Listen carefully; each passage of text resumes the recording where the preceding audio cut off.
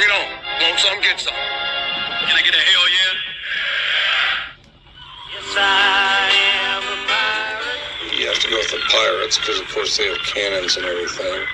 It's a pirate's life for me. Be proud of who you are and what you are. You're pirate. It is a first down. Pirate. Because when you're at East Carolina, you go for it every time. When you don't coach at East Carolina, you don't come to East Carolina, you don't play at East Carolina with a weak heart. Write it. I think I've ever been in a building as loud as that was. It was deafening in there. You live with Omaha? I can promise you that.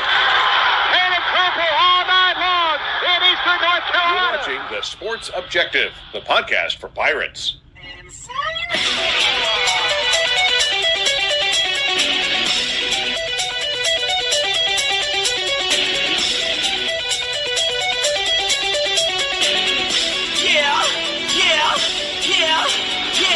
My heart is purple and gold. I'm a pirate down of my soul, and I don't back down, not at all. Find out when the cannons explode. All right, welcome into TSO On Deck. That means it's Thursday night. And ladies and gentlemen, we are down to a trio. But you know what? This trio can rock out the stadium. And to bring in our lead guitarist tonight, ladies and gentlemen, I'm going to bring in Alan Vick. What's up, dude? Hey, man, Dave, how you doing? How's everything going? All right. Have you been working on your new riff you were telling me about? I've been working on my riff using my extra finger. And yes, I'll have it perfected here within the next week or two. All right. And also our rhythm guitarist tonight, ladies and gentlemen, he's also very good at stats. Johnny Stats Robertson. I'll tell you what, you definitely work hard. You're part of the band, and we like having Johnny Robertson on stage with us. Wow. It's funny you're talking about that because I just realized, well, I always wanted to mention this, but I always forget. The intro always gets me fired up when we have Mike Leach and then Jimmy Buffett. Those two together, that just gets me fired up. So yeah, that would be my style if I'm a rhythm guitarist, acoustic guitarist. I'd be like the Caribbean kind of a dude, warm weather guy. Well, no doubt, Alan Vick. I was told that you're like our other staff, AMS certified, NWA certified meteorologist. I could say other things. I just thought something funny. I can't say because it's family show, but let's just say that the man is a master of all trades. He does it all. And I understand that you have a prediction that you're going to, you have the Alan Vick, Analytics. Is that what it is? We talked about that football season. Yep. But your graphic, your model, your Analytics is saying we're going to get 2 feet of snow. Is that? Well, looking at all the models, Dave, and studying the data, as I do often, my prediction for most of Eastern North Carolina is probably in the 4 to 8 inches range at this point. Now, along the beaches, it could be snowpocalypse. Oh, wow. But it does look like most of Eastern North Carolina is going to get a substantial snow, and hopefully I'm going to get some snow cream, and I'm going to like it, and that's all that matters. Johnny has gone back. Yeah. To Back in Black. He's gone back to Northern Virginia, to the mountains. And, Alan, I think we're going to have to go searching for him in a couple of weeks. Because no, I'm back here. I'll give some advice. I don't know what kind of accumulation we're going to get, but I'll just throw this out there. Anybody that has an outdoor, heat pump or air handler, whatever you want to call them, 4 bricks and a piece of plywood over top, because my unit just got caked with ice and then it stopped working, and that wasn't a good situation. Luckily, I have a wood stove, and I'm on auxiliary heat, but that's not really warming it up as well as it should. And it was, but I don't think we're going to get a lot of ice down in Greenville, are we? I think that's mostly snow. Right. It's not going to be an ice storm. So last week was ice. This is snow. So I absolutely cannot stand. Who likes ice anyway? Not good for anything. Snow, because people think they can drive on ice. And I'm like, dude, I don't care that you're from up north. I don't care that you have a 4x4. if you slide on the ice, you're sliding on ice. I mean, I don't care how good of a drive. And both of you have something in common. I just realized I've never thought about. I was getting ready to talk about NASCAR. Both of y'all are like me and love NASCAR. So, but you're going to be trading paint with some other cars.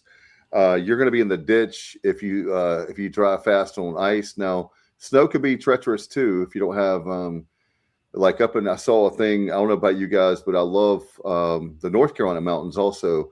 And Sugar Mountain had, if you want to, like, in other words, go up the mountain to put your chains, your snow chains on. So anyway, it's gonna be great. I really think this is going to be redemption for the forecasters. And there's so many. The thing that gets me now with technology, guys, there's so many. I was joking with Alan, but there is so many models, so many this, so many that. At the end of the day, open up your back door, your front door. And whatever is happening. Don't get so sucked into it. Can really, like today, I was just caught myself and I was like, man, there's so many. This guy's saying one thing and this person's saying this and this. It can be a little too much. Pick one of our local meteorologists and stick with it, and pick one reputable source on the internet, and there are some, and stick with it. The ones that are not trying to monetize their sites for clicks and money. Those are the ones you stay away from. Most of the time, the guys and girls around here get it pretty close. We might not think so, but even the last storm a couple of weeks ago, it turned out what they said for us turned out to be true. So they didn't miss it far at all, and we're very lucky to have some real pros on television and radio in Eastern North Carolina. No doubt. By the way, we're going to talk East Carolina baseball. I know that's why people are here. We are going to do that, and thankfully, we're not going to be starting this weekend, guys. I could see Alan Vick out there, the third baseline with a parka and your gloves and a big toboggan on, covering the game. But anyway, guys, I did want to say something that I'm really thrilled about. April the 25th, we're going to be playing that weekend. We're going to be playing South Florida. And I want to personally invite everybody on TSO, the guys on the show with us, all the guys and ladies that watch and listen. We're going to have a really big tailgate, not for TSO, but if you're a TSO person or East Carolina baseball person, the Alumni Association for the Eastern North Carolina chapter, we're throwing a really big tailgate that Saturday afternoon, and we would love to have you out. Don't worry, I'm going to remind everybody. But I wanted to throw it out there. Johnny Robertson, Alan Vick, everybody. I want everybody out there. And Alan, your fan club alone could bring, hundreds of people, thousands of people. At least 5. Okay. All right. I'll mark you down. I'll put the reservation down. And Johnny, all your fans too. You're the newcomer, but you're man, I tell you what, you're getting a lot of fans quick. Spare me, Dave. All right, let's talk what we're here for, and that is baseball. I just wanted to make sure that we go ahead and start plugging that day. I want to make sure we have a huge crowd at April the 25th, every game actually for baseball. We were talking about last week that we would talk position by position. Johnny, I know that we're going to have Justin joining us. Kyle, everybody's asking me, where's Kyle? I'll tell you where Kyle is. He's at the grocery store. And if you cannot get any bread or milk, right, Alan, blame it on Kyle. If they're out of Klondike bars at your local grocer, now you know why. Yeah, no doubt. And so, but you get the best of the best here. You get Alan Vick, you get Johnny Stats, and myself. I'll at least say 2 out of 3 ain't bad. Like Meatloaf. We're going to talk about positions, and where do you want to start, Johnny? You want to start first base? I would start by saying that anything that we say, don't read too much into it, because even the coaching staff does not know. And let me follow that up with this. Every season, at the end of the year, go back and look at the opening weekend starting lineup. It never stays that way. I mean, not even close. There's always a lot of changes. So we're really discussing the lineup, I guess, for opening weekend, but it certainly there will be a lot of different variations of that throughout the season. But yeah, where do you want to start? I assume we should start at catcher, I guess. You want a catcher? All right. Yeah, we have 3 catchers, right? Off the top of my Yeah. head. Yeah. All right. We have Walker Barron returning, Michael Kalinich, and Blade Carver is a junior college transfer. Big power. Blade's got a lot of power in his bat. At media day, I was really shocked to hear that Walker Barron was being challenged by Kalinich. I mean, from what I know, from what I've seen from left field, Kalinich's defensive game was not there yet. Now, a lot of time has passed since the season has ended. Right. I'm sure, he's worked very hard. But I would just think that Walker Barron is the guy. Maybe, I heard Stephen Igo, he's got a pretty good pulse on things, I would say.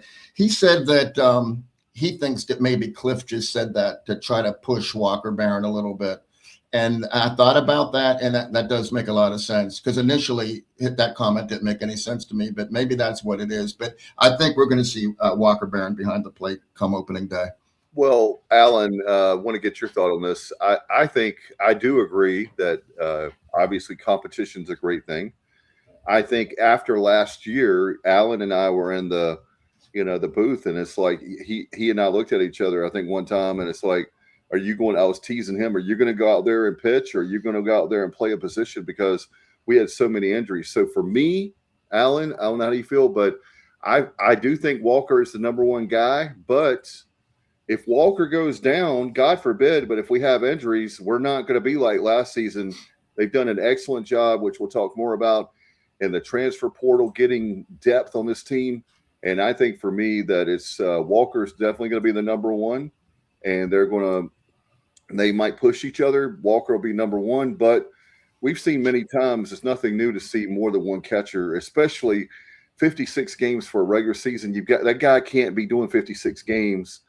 So yeah, excellent point. Yeah, last year we didn't really have an option as a backup catcher. We did, but we didn't. This year, I think Kalinich is more of a backup option, and I've heard some talk that his game has progressed quite nicely, over the spring or winter or what have you.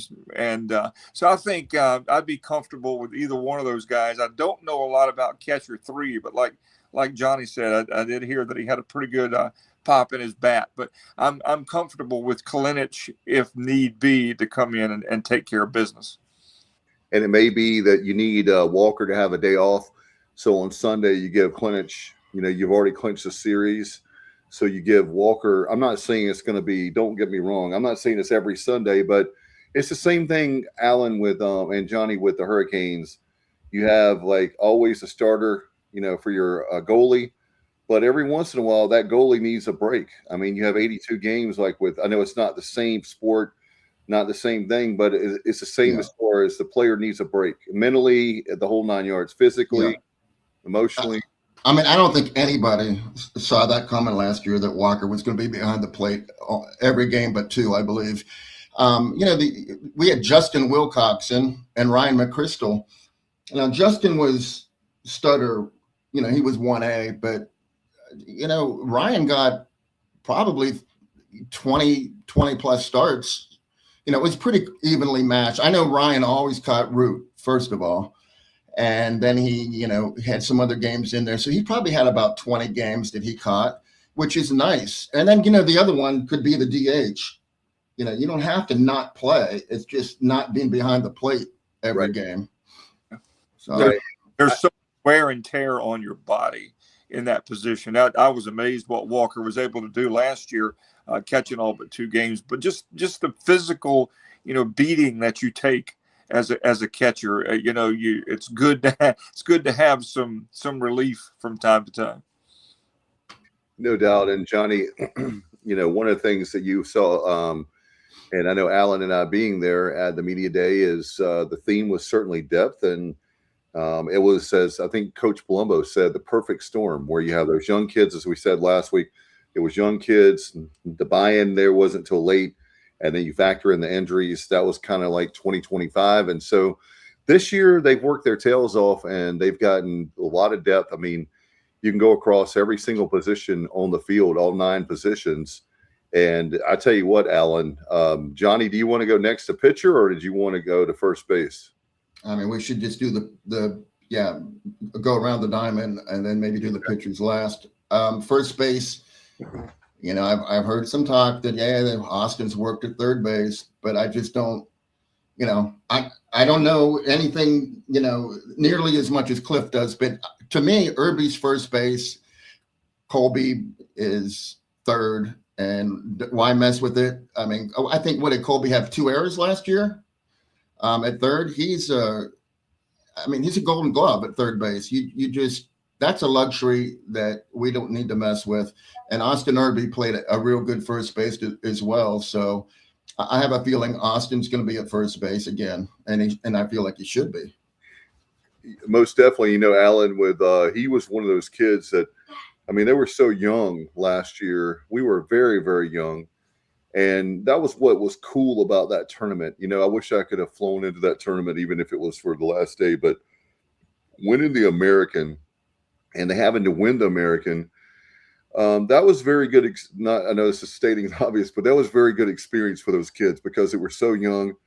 And then some of them were talking about, they realized, hey, we can really do this, and you forget that these kids are young. Like those guys were like 18, 19 years old, coming in at a level extremely high for Division I, not only Division I baseball, but we're always a top 25 perennial team. The expectations should be high because we're East Carolina in baseball.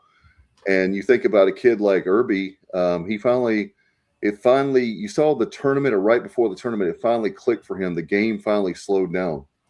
Those kids grew up an awful lot in the last month of the season last year, and they needed to. Obviously, for a lot of reasons that we won't go back into because it's a new season, but things were not going well, and the results showed it. But, those kids, they walked in there as freshmen, February, whatever last year, but by the time the season was over, these kids were no longer freshmen by any stretch of the imagination. And that's why there's so much optimism this year.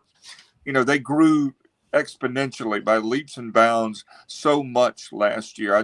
That's why I think at just about every position, everybody's excited. Yeah. Johnny, do you want to stay first, or are you going to go to second? Well, I just feel like, Austin Irby's first base. If you want to talk about people that might be able to come in, if we wanted to try Austin somewhere else for an inning or two, Alex Boucher could certainly. Colby Wallace could go over there. Alex Boucher. I think Boucher is going to have a big bounce back year. I really do. Johnny and I were talking about Alan. Is that I want to get your thoughts, Alan, but. You think we're talking about East Carolina, and I'm not trying to make us bigger than we are. But we are one of the best teams in the country. There's no question about it. Like Cliff talked about, we're the 4th most winningest team, Johnny. What, since 2018, 19? Yeah, that's what Cliff said. There's other metrics where we're number 1. Oh, okay. Yeah. So right. If you want to consider postseason in there, we're like at the top. So there's so many different ways you can slice it and dice these stats, and we're favorable. We come out favorably no matter how you do it, because we just win a lot. And I say we. I'm not on the team. They win a lot. Well, the reason why I brought that up is that I feel like the kid is has a lot of potential. He obviously has a lot of talent. I think Johnny, and I'm not going to steal this from you, Johnny and I were talking a couple weeks ago. He made a great point.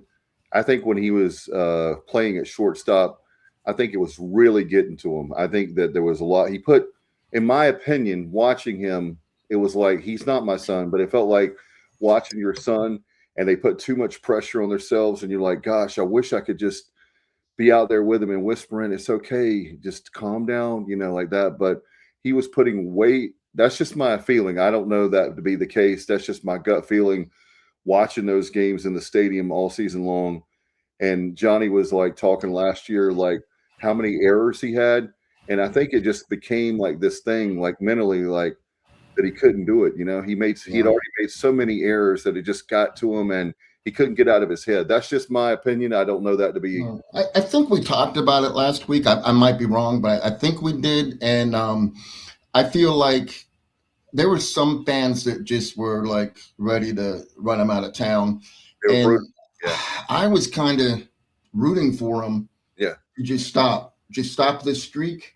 But it became apparent, Dave or Alan, that it wasn't gonna happen. There was just something in his head, and he wasn't gonna be able to fix it by himself, game to game. So I think what Cliff did was, Braden Burris finished the last 8 games of the season, which was all of the conference tournament, and all of the regional at Coastal at second base, and played very well. And we have so many outfielders, especially we have so many people capable of playing a really, really good center field.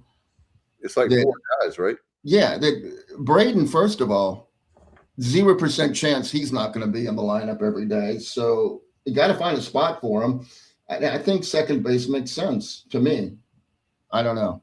I think that, he's already proven he can play there. So we got Carlos Yacame as well from South Florida.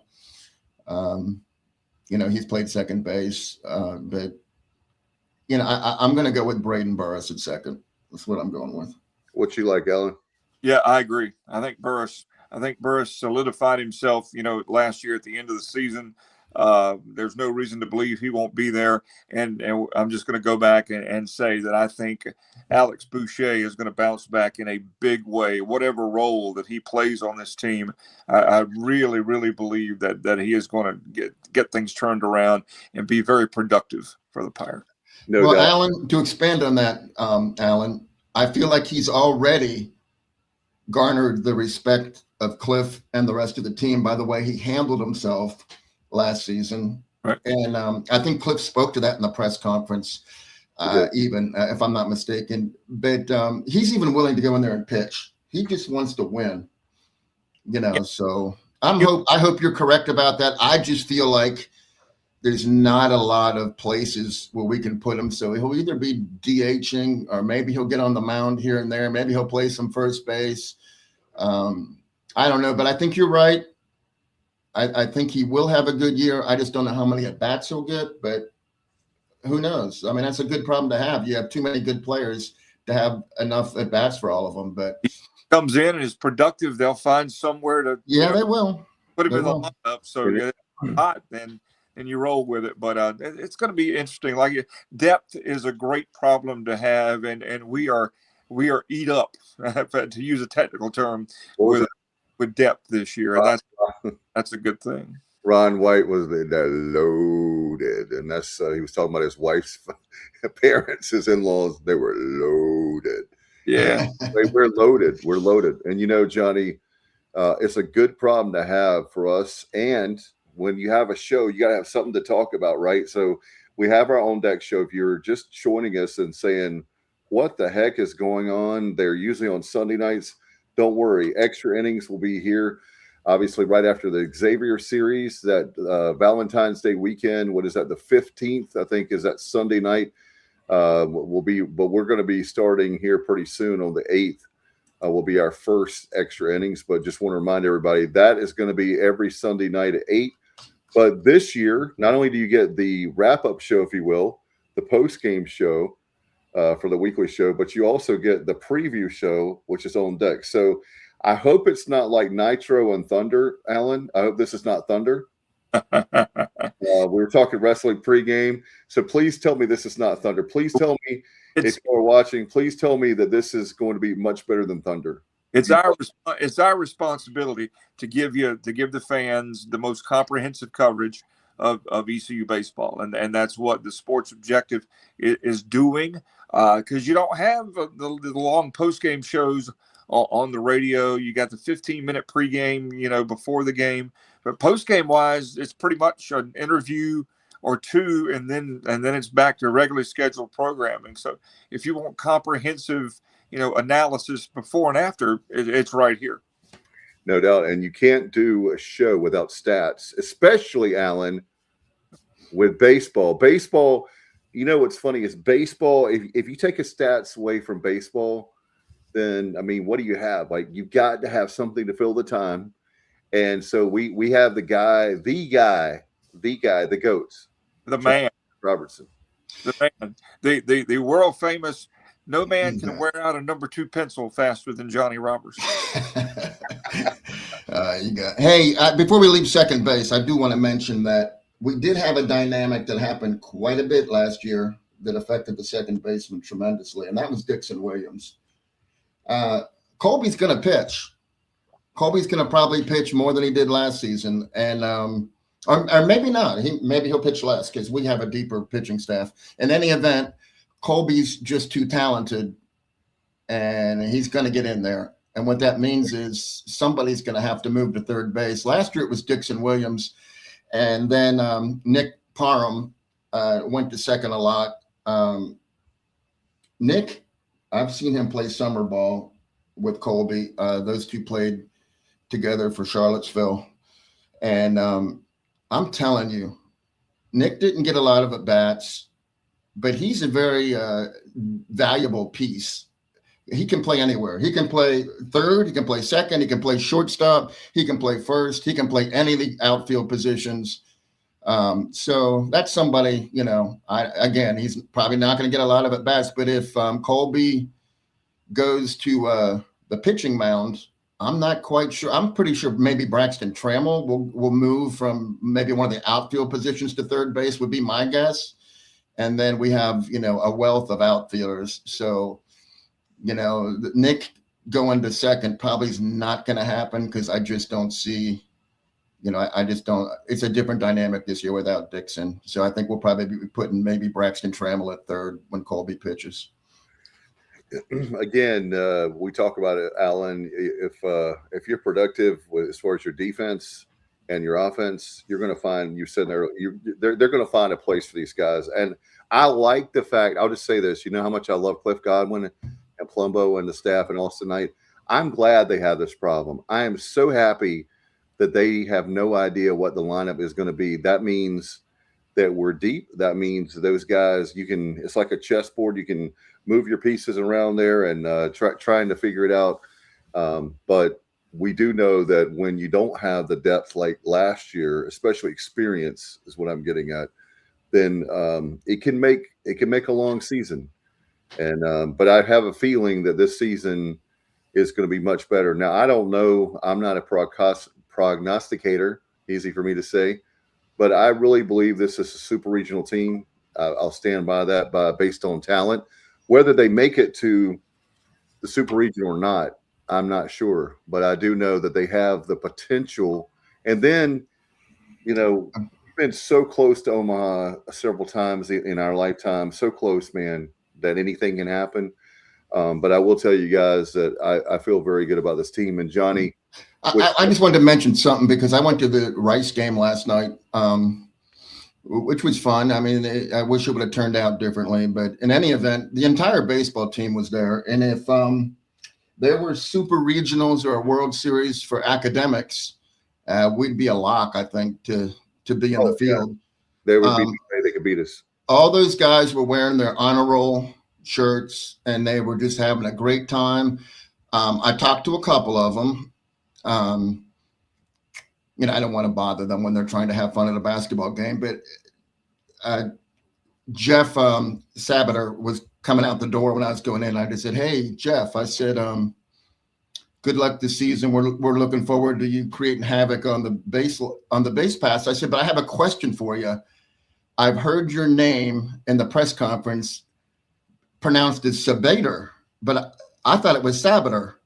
And he said, "Yeah, you're correct. They're wrong." I said, "Well, why didn't you correct them?" And he's like, "Yeah, I just roll with it." He's a carefree kid. He doesn't care. Call me whatever you want. I don't care as long as I'm playing baseball. By the way, our good friend Josh Thomas, want to give him a shout out. I can't remember a baseball team that's stacked in a long time. I'm pumped. And by the way, Josh, we're pumped up about your tailgates. We were talking about the April 25th Eastern North Carolina chapter of the Alumni Association tailgate for East Carolina. But man, Josh Thomas, I'm going to tell you something right now. If we have a challenge, if they ever put a challenge of fans, as far as tailgates, people that can cook, East Carolina will be world champions like just about every year. They will be finalists or champions every year, I promise you. And Josh Thomas, if that becomes a challenge, we need Josh Thomas in our lineup for sure. Well, Josh was there last night. He witnessed the baseball team as well. Bunch of very well-behaved and just great kids. I do They're have still kids. I don't even know. I feel funny calling them kids. Most of them are bigger than me. Young men. How about that? They're just a great bunch of young men. Hey, speaking of which, before you say that, Alan, hold on. I think I saw you with a fake ID to try to get one of those 500 beverages. Didn't you have one of those fake ECU IDs? I don't mean to call you out on the show, but I think I saw you on the TV last night. I saw you with a fake ID. Yep, you are correct. The truth of the matter is I'm too old to get a free beer. There's an age limit the other way, and I exceeded that, so I missed it. All right, well, life happens, right? So yeah, at my age, they don't want me consuming any adult beverages that may, contribute to whatever's going on with me already. you might run on the court. Alex running on the court, and what a fun promotion. Let's be real. We're all disappointed with the way things are. That was cool. Basketball, but how cool was that? What regardless of the record in which Mike Schwartz is a class act. Yes, and he is. A good dude, and that was really neat last night. I thought that was really cool. Especially, you don't have to do stuff like that when you're 5 and 15 or whatever it is. But he's still plugging away, still having fun, and I hope people appreciate that. Yeah. Well, they never did. I will tell you this: they couldn't serve alcohol. That's how old I am, and they couldn't serve alcohol. So now, I wish we could have had that back in the day, Johnny. Yeah, I hear you. Coach Schwartz was fired up last night, though. He's definitely still in the game, trying to. I'm talking about late in the game. I think there was less than 4 minutes left, and it was pretty much a lost cause. Although we did have a nice rally at the end. Yeah. But he never stopped coaching. I'll give him that. I definitely will give him that. He never hung his head or stopped. He wrung his hands a couple of times. He was frustrated, but he just he kept coaching the whole game. Did we lose Alan? Alan, you there? I see his name, but he's gone. He'll be back in just a second. Make sure you like our show. Obviously, that gives a chance for more people to see it. Thank you. Another nice crowd tonight. Johnny is. Hey, while we're waiting for Alan, I got something that we should discuss, even if for just a minute or two. All right, he's back, but go ahead. I don't see him, guys. Sorry. Oh, there he is. Sorry about that, Alan. Okay, so I think we should give this a couple of minutes. Okay, go for it. Because last night I also ran into somebody else that I spoke to. And I'm telling you, this guy doesn't even know my name. I'm sure that he doesn't know who I am. But yet every time I see him, I get a shoulder rub, I get a pat on the back, I get a smile, and we know who I'm talking about. Everybody knows who I'm talking about. Yeah. And I just told him how important, it was for me when ever since I started going to Pirate games. I don't know. He's just always. The guy there's nothing fake about him either. It's all 1,000% genuine. And what a class guy. I said this to somebody the other day, guys. If ECU athletics or athletics in general had about 1,000 more Matt Maloney's, it would be a much better place. Absolutely. And by the way, I said it many times. I'll say it again. I put it on a Facebook post on the Pirate Club. Please put him in the Hall of Fame. Unfortunately, we don't do it every year, which that's a whole nother show, as they say. Please bring that back every year, because what's happening is we have a lot of great people who are middle-aged, elderly, and they're going to pass away and never see their names on, like in the Hall of Fame. So we need Matt Maloney. Hey, here's another one for you. Speaking of someone that's a class act, the great guy, I know he watches our show. and he's a really good dude. Brian Bailey needs to be in the Hall of Fame. I mean, come on. The guy has had many opportunities to leave Greenville, and he stuck with us. And yes, he did not like Matt Maloney. He may not have graduated from East Carolina, but by God, he is a Pirate. And those two guys right now, not to get on the Hall of Fame subject, but I will say those two guys right now need to be in the Hall of Fame with no questions asked. Yep, that's a no-brainer for both of those guys for a lot of reasons. So whatever that process is, that needs to happen for both those gentlemen. Yeah, and I know that people in the Ward Sports Medicine building, they watch our show and they listen, because if we don't do things right or say the wrong things, I would certainly be talking to. I would get a talking to. So. We'll see how that goes. But anyway, we'll definitely keep an eye out about that. Speaking of eye on things, you guys, I know that it's going to be not baseball weather this weekend, but what are you guys thinking as far as that Xavier crowd? I want everybody, even though it's a little chilly, I would love it. I would love to see that. I'm getting text, so I apologize. The person that's texting me, please stop texting me. I'm trying to do a live show. I cannot chew bubblegum and walk down the street, okay? I'm a guy. I'm just a radio guy, and now we do this little show. But I appreciate, by the way, sincerely, guys, I want to say how much I appreciate so many people that watch our show, listen to our show. March 1st, Alan makes 8 years. You've been with me every step of the way. Y'all haven't seen Alan, but Alan's been a good champion for me, and I appreciate him. And he's put up with me. This July makes 30 years that we've been friends. So I was 9. I was 9. You were 5 when we met. That's correct. We were met in elementary school. Yeah. Wow. We didn't go to the same school, but it all worked out. But Johnny, well, I had a question for Alan, since he's the staff meteorologist. So I yield to him on this question. Alan, does it work in our favor that we might have a blizzard 2 weeks before the season? Are we getting all the bad weather out of the way, and then is it like sunny skies for opening day for that? Or because a lot of times it's very nice before the season starts, and then it's cold. So right. Maybe this is a reversal. I don't know. I'm looking for anything here. We've had some miserable weather, and a lot of games moved to start seasons in the past. Hopefully we're 2 weeks out. Eastern North Carolina, it could be 30 and snowing, and then a week and a half later 70 degrees and sunshine. So if the law of averages works out, and I am going to go ahead and go out on a limb and predict we're going to have beautiful weather for opening day for Pirate baseball. Valentine's weekend is going to be beautiful weather. Mark it down. I said it, and whatever time it is, whatever date it is, you can mark it down. It's going to be gorgeous at Clark for Xavier on Friday, February 13th. Friday the 13th. Yeah, we have 2 games on Friday the 13th. By the way, Friday the 13th, make sure that you dress up as your favorite Halloween character and go into Clark LeClaire. There you go. There's a promotion. You can take it from me, baby. Let me ask you this, guys, really quick. We're talking baseball, but Halloween character, who's your favorite? Who would you wear? What would it be? Freddy? Is it Jason? Is it Michael Myers? I mean, who would you pick?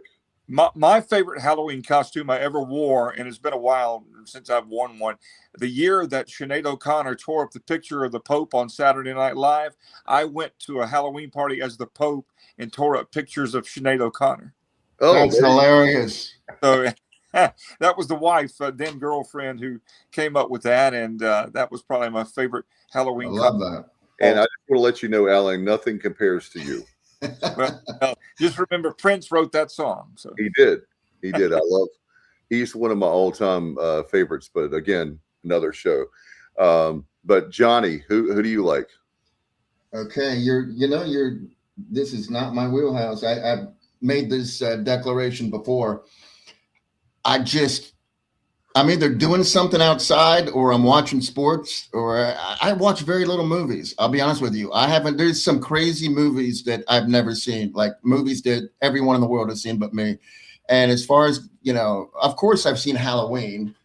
Yeah, we're not asking you to. We're not going to like have a 2-hour sports objective on. Yeah, I mean, nothing comes to mind like his favorite horror Halloween. I agree with Josh Thomas. I'll just go ahead and tell everybody. What do you say? I'm Michael Myers all the way. That's easy. Get a hockey mask. He scares the daylights out of me. Jason with the hockey mask. Okay, and then Freddy just makes me laugh. Like the old school Freddy, the newer version was more, I guess, darker. But to me, okay, I'll go with Leatherface from Texas Chainsaw Massacre. Oh man, there you go. Johnny's bringing it. Johnny Stats Robertson is bringing it. So there you go. So if you Friday the 13th, everybody's going to go nuts. They're going to like, why are all these people? It's not Halloween. Why is everybody wearing a Halloween costume to a baseball game? I don't know, because it's Friday the 13th. I go dressed every year as a poor middle-aged disc jockey.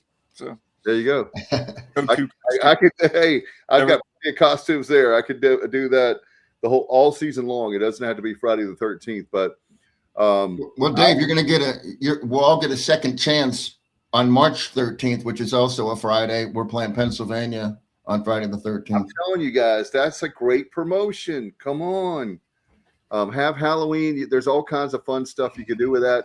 I will tell you that maybe last year was scary. Last year was scary as far as our season, but this year it's not going to be scary. So you can bring the kids out. You don't have to worry about them being scared. We're going to win. I'm telling you guys, we're going to win a lot of games this year. We're going to find out. We're going to find out pretty quick. Like I said last week, when Xavier comes to town, very early in the season, where we stack up. That's true. And it's a long season. I just want to remind fans, even though I'm very bullish on this team, if we have a tough start, please do me a favor and be like the three guys on the show right now and support this team, because I'm a Pirate fan with basketball and with if it's football, whatever sport it is, I'm going to pull hard for the Pirates. And if their record is great, then I'm ecstatic. If they're not, I'm of course upset, but I'm going to be a true fan and pull hard for my school. Do not be a fair weather fan. And I see that a lot, just reading comments, and I hate it. It makes my blood boil when I see, negative comments about whatever sport that may be going through struggles. Obviously you have to state, the facts of what's happening, but some of the comments, when they get mean and personal, I don't do that. If you're a true Pirate and a fan of anything, you stick with it through thick and thin. And thank you, Josh. And that's what you do. Yeah. We're not going 0-56, but if we did, I'm like Josh, I would be there as many games. I can't be there at every single game because it is a long season. I wish I could. I'm going to vouch for Josh right now because he's already proven that he's a loyal fan to whoever his team is, because we're both Atlanta Braves fans and we're in a group chat and they play 162 games. They were pretty much eliminated after the first 3 or 4 weeks of the season because, they lost to first, 7-11 games, something like that. Yeah. Josh, every single game, he's commenting. He might be the only one commenting, but he's watching every game and rooting for the Braves, even though, there was no chance they were going to, make a run or anything. But that's his team, and he's loyal, and he's not giving up on them. So I respect that. Alan, you pull for the Bad News Bears, right? Man, let me tell you something. I have been the driver that I pulled for in NASCAR for years. Never won a race, never won a cup race. But let's compare notes. Who is he? Just what manufacturer? After Bobby Allison got hurt and retired, Ernie, no. I pulled for a guy named Hut Strickland. Hut Strickland from Alabama. He drove the Circuit City. Yeah. Yep. I was a huge number 8 car. Yeah, Hut and I still remain in contact to this day. I could tell you if Hut was running 35th, I could tell you why, and that's the way I was, and I was that way until he retired in 2002. No, I liked Hut Strickland too. I had heard that name, and I guess that's why. How did he get that nickname though? Hut was just a name. His dad owned a salvage yard, and everybody had a nickname. And his real name is Waymond. His was Wayman Jr. So they just started calling him Hut. and Hut stuck, and he was Hut from, I guess, I didn't know that. 9 years old on. I think Hey, it was a nickname, but I didn't know the story behind it. Yeah, Alan, so you don't have it, like, you don't do diecast or anything like that, do you? I did a little bit back in the early 90s, but Okay. No, here's why I ask. There's a reason I'm asking. It's because I haven't bought one in a long, long, long time, because my wife is like, "Dude, what are you doing with these? They just stay in boxes. You don't even look at them." So, no, I have a Hut Strickland number 8 Circuit City car that I will gladly give you if he's that. I mean, it sounds to me like that's somebody that is kind of close to you, and it's hard to find anything Hut Strickland, obviously. I really appreciate that. I got some McDonald's stuff when he drove for McDonald's, but that Circuit City car, that's one of the coolest paint schemes of all time. And I was in Darlington in 1996 when he finished second to Jeff Gordon and led like 150 laps. And it broke my heart that day because he came so close to winning the Southern 500, and it didn't happen. But man, Hut's was my guy.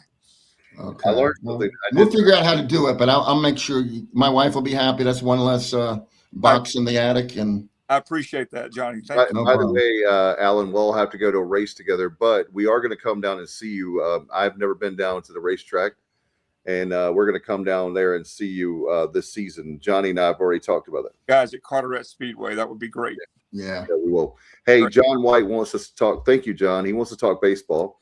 And John, of course, pitcher under Gary Overton. And he says the Coach O years, UNC and Coastal within a 2-week period is a true test of the depth, especially on pitching side. UNC has elite arms, as does Coastal. And, of course, Coastal guys finished second last year, as you know.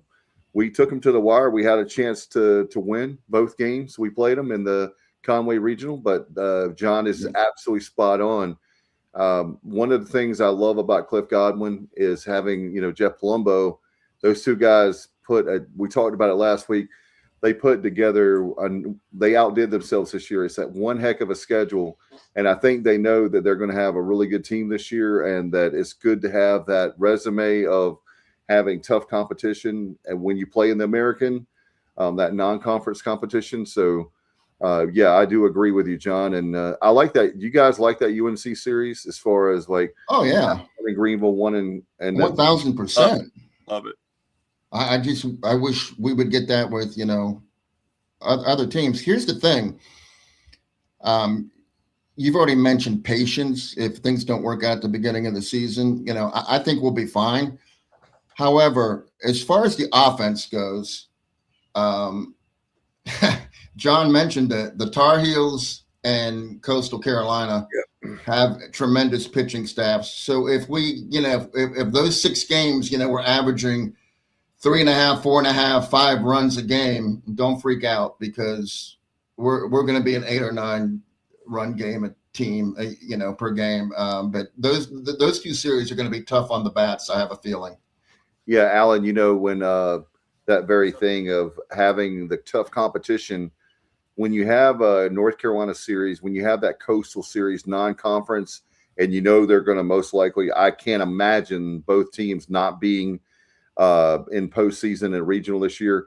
Hoping that they'll be coming to us and not us on the road. I feel like we are going to be hosting a regional, but we'll see. But I will say that it's like a regional-like atmosphere when you have those games. And I would much rather play hard competition. That's the only way you get better. I'm glad that Cliff is not like putting cupcakes on the schedule. That drives me. I don't care what college sport it is or whatever. When you schedule easy competition, and then those are the same people. Well, I don't understand why we didn't make the tournament. We'll schedule harder teams next time. How many teams every year are on the bubble of making the tournament, and they don't make the tournament because of strength of schedule? Yeah. That is the determining factor a lot of times to either getting in the field or not getting in the field. And I would say, Johnny, whether you were talking about academics is certainly important, so don't get me wrong. But as far as the strength of schedule, I'm always proud. Coach Godwin, I think, said one time, if you want to play us in a grocery store parking lot, they're ready for you. And I love that attitude. We'll play you anywhere. And I love that. Yeah. Those first 2 weekends are really going to be tough for Ethan Norby. What? I'm not going to say that because Ethan Norby's tough. I've heard, speaking of John White calls him a bulldog, and I'm stealing that from him because if anybody's a bulldog, it's Ethan Norby. He's going to have to face on Friday night Jason DeCaro of North Carolina and Cameron Flukie of Coastal Carolina. I mean, those two are supposed to go 2-3 in the major league draft, apparently. That's one person's opinion. So those are going to be tremendous matchups. Yep, No doubt.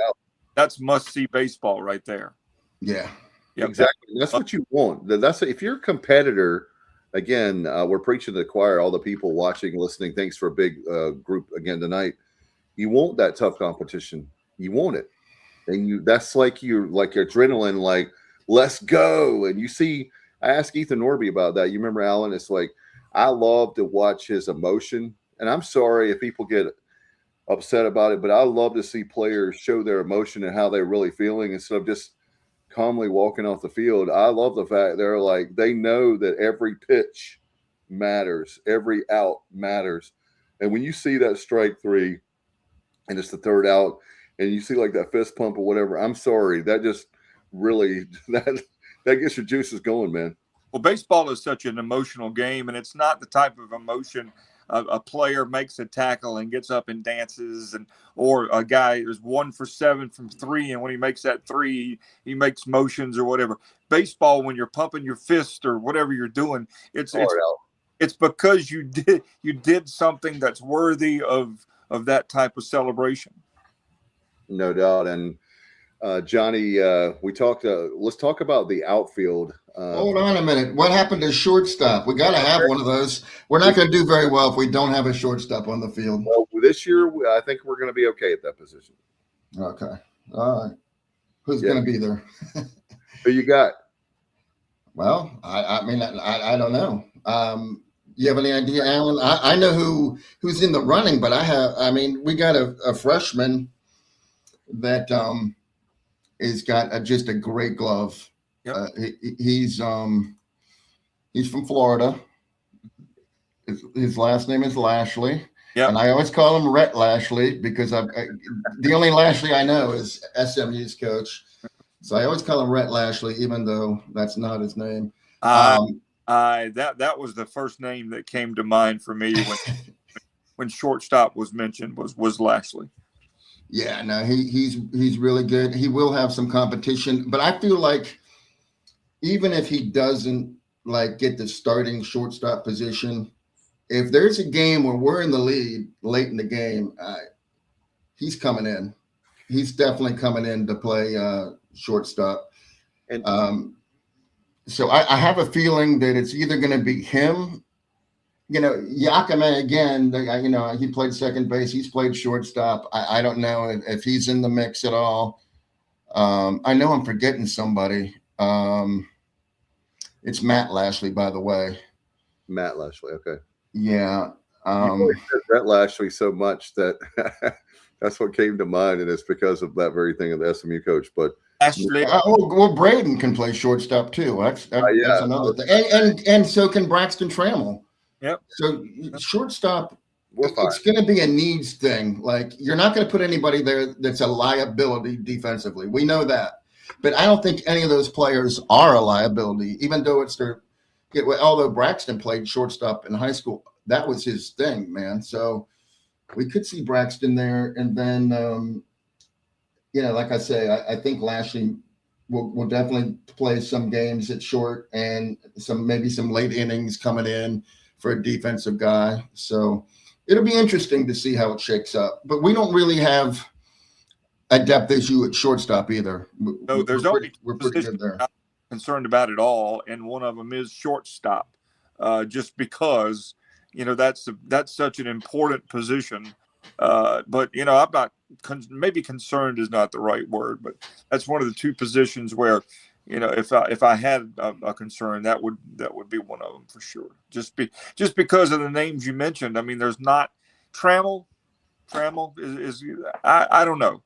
I really think Lashley's going to wind up there sooner than later. Well, and like we always talk about, if you're producing on the field and you're like red hot, Cliff is not going to have you out of the lineup. So if he's going to put, let's see here, John White's. If Lashley is shortstop, then your shortstop and third baseman this year only committed 3 errors total last year. Wow. Lashley 1 and Colby 2, but Colby was playing at a slightly higher level. He was playing college ball, but still Lashley's incredible. Yeah, he's one of those guys that, the one thing about Burris last year that I will say is, and I think he's going to have a good year like Allen. I really do. He's going to bounce back. And, but I think that because we have players at such a high level and play so well, they spoil us. They make it look easy when it's not really easy at that level. When you're talking about Division I, and we're talking about not only Division I baseball, the top of Division I baseball, years when we're preseason top 10 baseball, you have to bring it. And you think about it, we're competing guys. I mean, it's just mind blowing. We could talk a whole show, Johnny's favorite conference, the SEC, and I'm not being sarcastic. We're competing right up there with when you want to talk about the big boys. Well, we are in baseball one of the big boys. And Dave, you're going to make people hate me, by the way, because I know a lot of people hate the SEC. They're the evil, they're ruining everything for college football. But I am an SEC fan only because I dislike the Big Ten so much that it's them again. It's the North against the South. I'm taking the South. That's my deal. Oh, well, Allen let me just tell you, Allen is one of the biggest Big Ten fans you'll ever meet. Well, I don't know. He is huge with the Big Ten.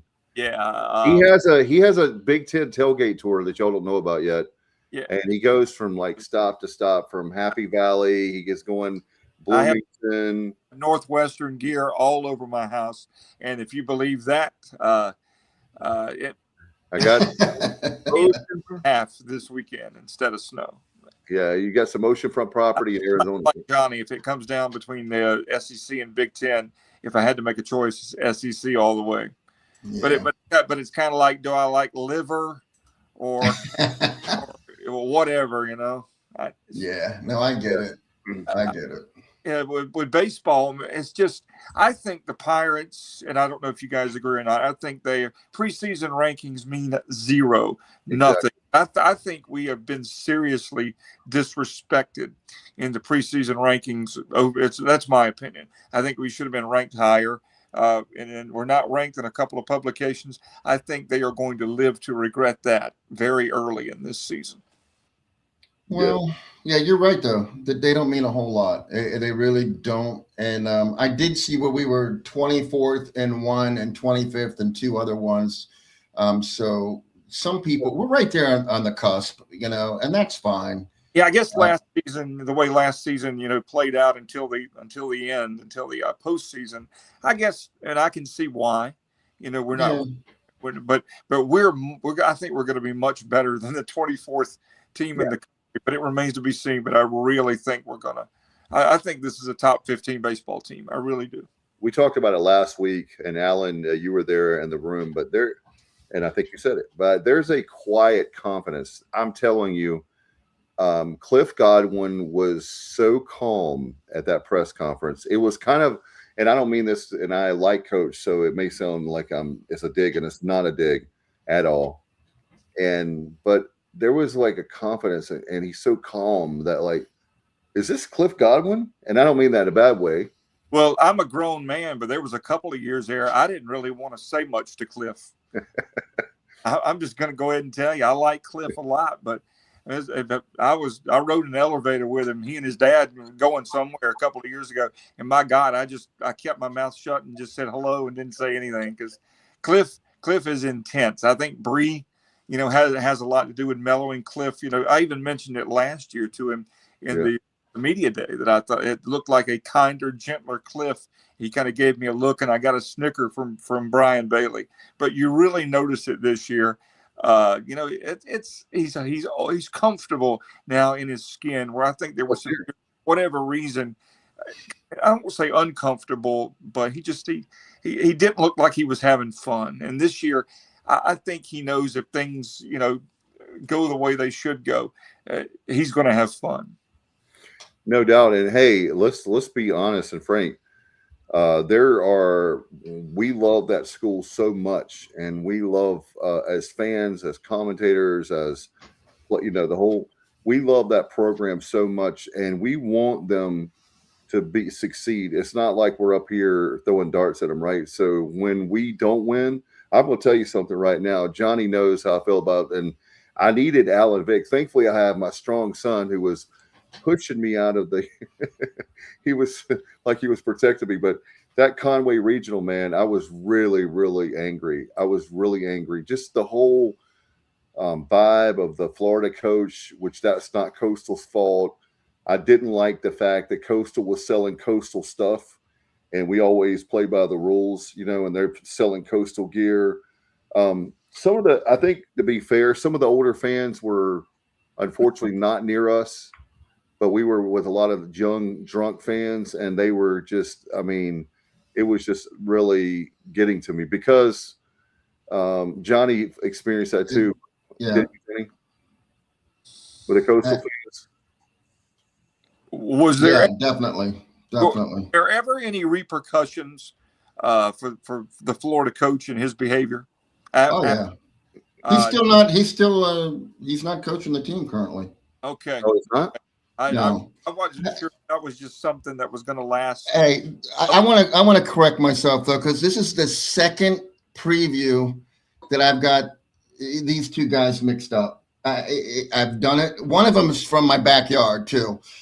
Okay, so I said that Matt Lashley was a freshman. Matt Lashley is not a freshman. He's a junior. He's coming from Indian River Community College. Grady Linehan, it's the L's. They're both very, very, promising guys. But Linehan is a freshman, and he's from my neck of the woods, the next town over. So I've been following him for a while, but I still confuse him with Matt Lashley for some reason. It's preseason, I'm in early season form, so I got to get over that one though, because Lashley Linehan is messing with me somehow for some reason. Well, Alan Vick just told me, he texted me and said, Dave, Johnny has got to do some more bullpens. He's got to do some more bullpens. I think he's right. He's got to get work in, Dave. He can't just show up there game day, Dave. I can't touch Johnny as far as knowledge and stats. So that is absolute untruth, Mr. Richmond. Absolute untruth. And now you're gonna call me out. This is show business, man. We're trying to have a show here. I can't let you go there with my man Johnny, because he is a guru. Yeah, but you know what, Alan? Here's the funny thing about stats. They don't matter if you don't get them right. Actually, it's a bad deal if you give out a stat that's inaccurate. So I try never to do that. And I did call Matt Lashley a freshman, and then I was like, he's not a freshman. He went to Indian River Community College. So here we are. So I fixed that, so we can move on. We need to actually have, how they have that on, and I'm not getting to politics, I promise. But they, how they have like those fact checker things. We need to have that on the screen, so every time we check have a fact checker, and I will be like a miserable 3% right. Yeah, some fact checkers. Some of the fans on Facebook that like to be critical and this and that and the other. And there needs to be a fact checker for some of that goes on some of the websites and the message boards. That's why here, yes, we give opinions, and that's what we're here to do, but we try to back those opinions up with factual information. Yeah. And that doesn't happen everywhere. And I'm not throwing stones. I'm just saying, with the internet and all that, there's no accountability. You can write anything you want to write, say anything you want to say, hit send, and it's gone. And I agree very much, Alan. But with me, I could have not said anything and hope that nobody noticed, but I'm not that way. It bothers me I don't want to give anything out that's not accurate. So I will always correct myself if I feel like I'm in error. And one of the people we're friends with and like on this show, obviously, is John White, former pitcher for the Pirates.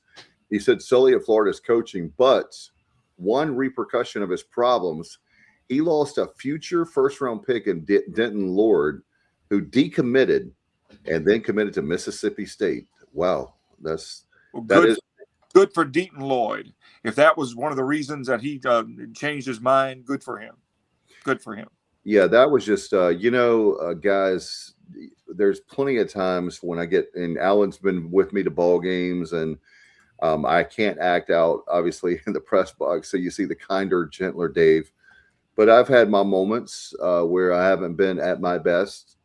But when it comes to representing the program and being a head coach, and to go after college student athletes was one of the most classless things I'd ever seen. And I tell you what, I was thrilled to beat Florida that day and knocking them out that Sunday, because I was just like, how could you do that? Of all people, he didn't know any better, but to Parker Bird, I know it's just one of those things that he didn't, that the point is, he didn't know who that kid was. No. And it could have been, like a really famous person or not famous, regardless.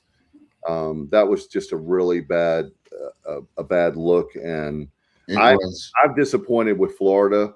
I think they're a great university, but I'm disappointed they didn't fire him. They should have fired him. That was a terrible. They have no reason to keep that coach. Yeah. Hey, John can correct me, but I think he's not coaching for the first series of the season. He's not. He got suspended for a few games, but I think he got suspended for the first 3 games, maybe.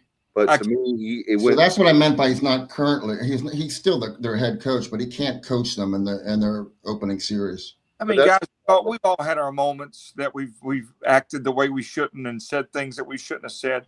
But if I'm the Florida coach and I realize that I lost my mind and I was wrong, I would have to go back privately or publicly, doesn't matter, and apologize and say, I am so sorry. I lost it.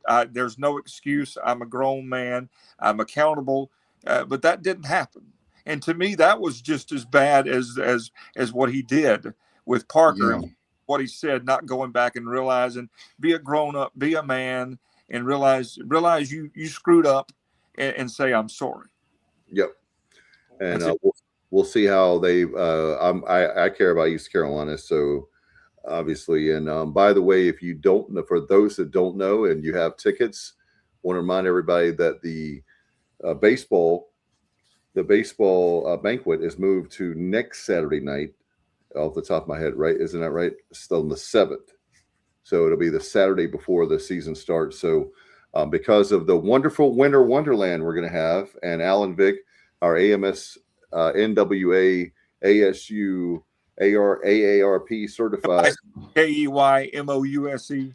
Yeah, certified meteorologist says that we're going to have how many inches of snow in North Carolina, in Greenville area? Well, anywhere between 4 and 8 in Greenville, which is a substantial snow for us.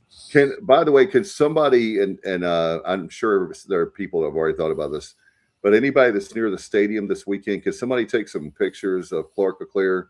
That would be really cool to see the snow on the field. Meteorologists are comparing this storm to possibly what happened in 1980 in March, and then what happened right before Christmas in 1989. And those are the 2 most historic snowstorms we've ever had in eastern North Carolina. And there's been some chatter among the weather people that this could be comparable.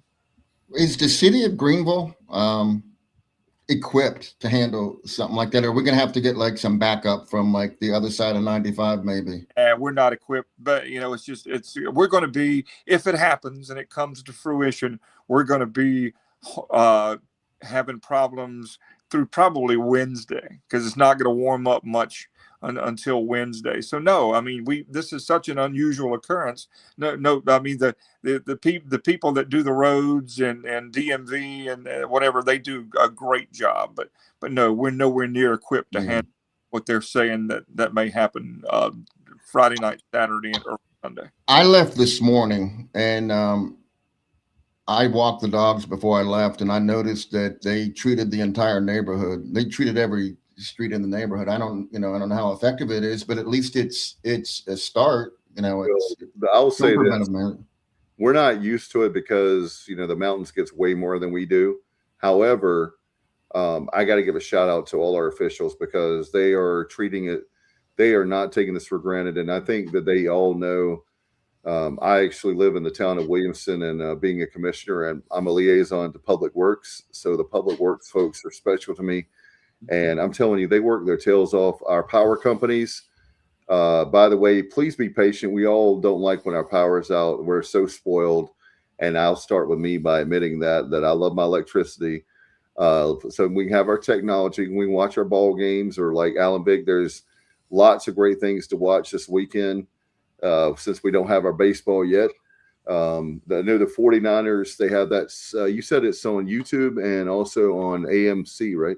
AMC, it's whatever on Optimum, whatever 251 is, American movie. It's 251. I can't. I don't. Yeah, American Movie Classics. You're correct, sir. Yeah, but it's gonna be interesting. The history of the 49ers and the rise of the 49ers. My dad was a lineman for a number of years when I was smaller, so I really know what they go through. We really need to appreciate our linemen, our city officials, everybody involved that in times like this that does what they do, because my dad would stay up 24 36 hours straight sometimes, restoring power. So I know what they go through. And I'm not laughing at you, Alan, or your dad. When you said your dad is a lineman, we just talked about the 49ers. I thought you were going to say your dad was a lineman for the 49ers or for the NFL. And I was like, wow, we've known each other for 30 years. And you've never told me your dad is an NFL lineman. I'm sorry. I wasn't laughing at your dad, God rest his soul. I was just laughing. That's where my mind went. Lineman. Yeah, they're all different kind of linemen. And again, all the linemen out there, the power, you are think about the Wichita Lineman, one of the best songs ever. Definitely. I know you love that, Alan. And Jim, by the way, there's I just saw on Facebook, I'm so random tonight, sorry. Jimmy Webb is actually doing like I guess like a Q&A kind of thing somewhere, and unfortunately it's nowhere by, but one of the best songwriters of all time. I'm not going to get into that. We could definitely do a music show somewhere. But Jimmy, we could do walk-up songs that from the players, but I guess we should probably. I mean, should we finish this? Or are we going to have part 2 next? Are we going to have pitchers next week in outfield, or however you want? We can do pitchers if you want. And outfield. Well, you want to do outfield first? Yeah, I mean, outfield is. I mean, that's no more clear than the second base shortstop deal. It's let's do it like this. It's like projections. Let's just do. Yeah, I'll just say that I expect Jack Herring to be in right field. He had some issues early in the season, and then he was a rock. He was a rock the rest of the year. Yes. And I expect he'll be back out there because he plays a great right field, and we need his bat. That's for sure. Center field. There's the guy that I spoke to last night, Jeff Sabater, lightning quick. I think he stole a couple thousand bases last year. I mean, it's ridiculous, his speed. They say that him and the other guy with a lot of speed is Linehan, Grady Linehan. Between those two, I mean, we're talking like Lane Hoover type center field action. So they're both, they both would be center fielders because of their speed and their gloves. So, we got those two. Plus, we have Braden Burris. I put him at second. I put him at shortstop. Great. But he's also, he can play the outfield too. So you just don't know with him. He play every position. Yeah, and now to end it, after mentioning those three, Alex Pautier is our center fielder. And he didn't really do anything to lose the job. So, matter of fact, he had a great summer league, and he's another guy that had a couple issues fielding at the beginning of the season and really stepped it up. Plus, he's from my hometown. He's from Haymarket, Virginia. Bad, right? Yeah, man. No, he's a Paul VI guy, but he, he's out there too. So, among those four, only one of them can start. And maybe one goes to left field. Maybe Trammell plays left field because, you know, Trammell's not going to play third base. We know that because Colby's going to be there. Unless Cliff decides to put Trammell at third, put Colby somewhere else, and who knows? That's the fun of this. And that's what Alan already alluded to after the first weekend. We're going to know a lot more because we're going to know, like, who's going to be where. And like I said, it's going to change. Of course it's going to change, but it's going to be fun just to see the different pieces. And there's just so many ways to line them up just to see what happens. So I can imagine putting a lineup together. We're 2 weeks out, but I can't imagine, you know, having to sit down and it's going to have to happen, obviously, but it's going to be quite a chore just to sit down and put an opening day lineup together with this team. There's a reason why you make with your lineup card, use a pencil, because the pencil has erasers. And, you know, I could start looking at my lineup and I'm start looking around and I'm going, well, yeah, I could put this guy here and I could put that guy there. But again, as we said earlier on the show, good problem to have. We have the depth. If you want to know anything about this team, that one word, and I'm going to tell you something else. When you have a coaching staff that has the grit, that's what they expect. That's what they demand. And the mental toughness of this game. And guess what, guys? You have to be at this level. So, again, John, I know that you're watching and listening. Talk about your time as a pitcher. You know, you came out there and you have that command. I mean, you know, a lot of Pirate players through the years, something they have in common is the command. They have that. Some of the players we've had have that swagger, you know, that confidence, whatever word you want to use. But for me, I'm going with certainly this year is going to be really special. And again, we're not in the prediction business, or I don't bet on baseball. I don't bet, period. So Alan does. He's a bookie. In all seriousness, this team has you know, this may be a cliche, but this team does have a very high baseball IQ. No doubt. Johnny, you want to talk about pitchers? Are you done? Well, before we get to the pitchers, I was just going to say that among everybody we've mentioned, I was going to say I've heard good news about this player or that player, but I've not heard anything negative about any player. So I think everybody is stepping their game up. But you could go and you can find, you know, 20 different people that know something about Pirate baseball and ask them what their thoughts are so far. I went to the Purple and Gold World Series, and this is my thought, and I've heard everybody else say the same thing. Grady Linehan, who is a freshman, by the way, and he's from my county. That guy's power and speed is just remarkable. It's like unusually skilled at this early in his career. Like, he's really picking this up at this level quickly. And I think that he's going to be a name that maybe is one of those players that people aren't familiar with right now, that they're going to, just like last season with, you know, Braden Burris and Austin Irby. Nobody knew who they were. I didn't. And it's going to be the same way, I think, with all these guys, Lashley, Linehan, Sabater. Yeah, you're right out. We're in good shape. We're definitely in good shape. John White said, I was fortunate enough to pitch to Tommy Eason and a team full of bats. 90 team is one of the best I've ever played with. Yeah, that team, John, you guys, how many was that? 50 some games they won? It's one of the best of all time. So I do know that. I think it was over 50 off the top of my head. Please help me, John. I'm not the stats guy. You know that, John. But I do know that team. What in the world? Wasn't me. Josh says, this has been a great show tonight. I can't quite put my finger on why, but it's been a great show. I appreciate that, Josh. I think that's a compliment. I'm not quite sure. Well, it's mostly because of Dave and Johnny, mostly. No, it's because of Alan Vick. No. Just watch where you put that finger, Josh, please. Oh, my gosh. Be careful with that finger, please. Don't put it in the socket. Be very careful. Yes. Be very careful with that finger.